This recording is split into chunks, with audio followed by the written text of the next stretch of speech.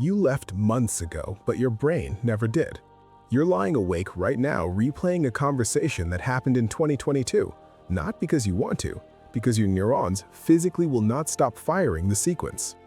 And you keep asking the wrong question, why do I still care about someone who hurt me? When the question that actually matters is, what did they do to your dopamine system that your brain now mistakes abuse for survival?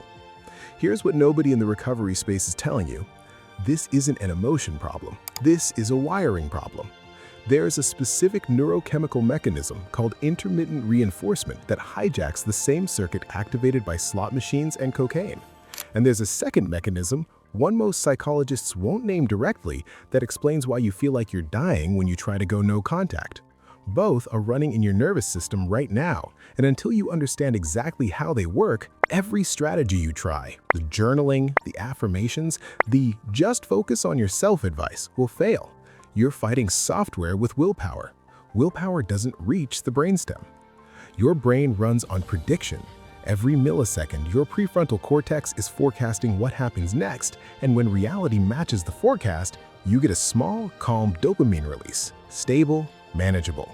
But when the reward is unpredictable, sometimes love, sometimes silence, sometimes cruelty, sometimes the most intoxicating validation you've ever felt, your dopamine system doesn't just activate, it surges, up to 400% above baseline. The same spike researchers measure in addiction studies. This is what a narcissistic relationship does to your ventral tegmental area, the dopamine factory deep in your midbrain. It doesn't give you pleasure, it gives you anticipation of pleasure that never stabilizes. And your brain, because it evolved to prioritize unpredictable reward sources, codes that person as more important than food, sleep, or your own safety. You're not weak, you're chemically captured. But here's the part that keeps you truly trapped, and this is the mechanism almost no one talks about. When you finally pull away, your brain doesn't just miss them, it enters neurochemical withdrawal. Your cortisol spikes, your norepinephrine floods, your anterior cingulate cortex, the same region that processes physical pain, lights up identically to a broken bone on an fMRI scan. Neuroscientists at the University of Michigan showed this. Social rejection from an attachment figure activates the exact same neural pathway as being physically struck. So when you feel like going no contact is killing you, your brain genuinely cannot tell the difference. And the narcissist, whether they know the science or not, trained this response through thousands of microcycles: warmth, withdrawal, adoration, abandonment. Each cycle deepened the groove. Your amygdala carried their presence with relief from the pain they caused. So now your threat detection system has a catastrophic error. It registers the source of danger as the source of safety. That's the enemy, not your feelings, not your attachment issues. A miswired safety circuit running on outdated data. So how do you rewire a circuit that doesn't respond to logic?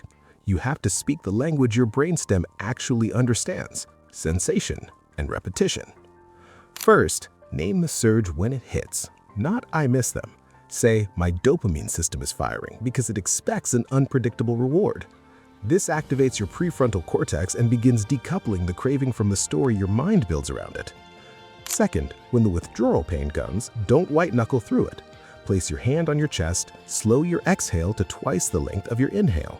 You're manually stimulating your vagus nerve, down-regulating the same cortisol cascade that's telling you to go back. Third, and this is the one that actually rewires the circuit, you need predictable, positive connection.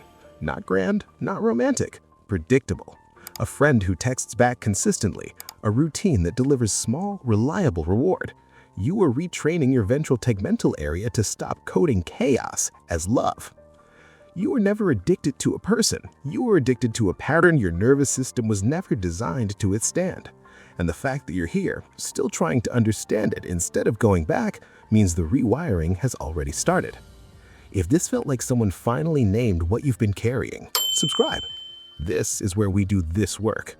But I want to know, when did you first realize the missing them wasn't love? It was withdrawal.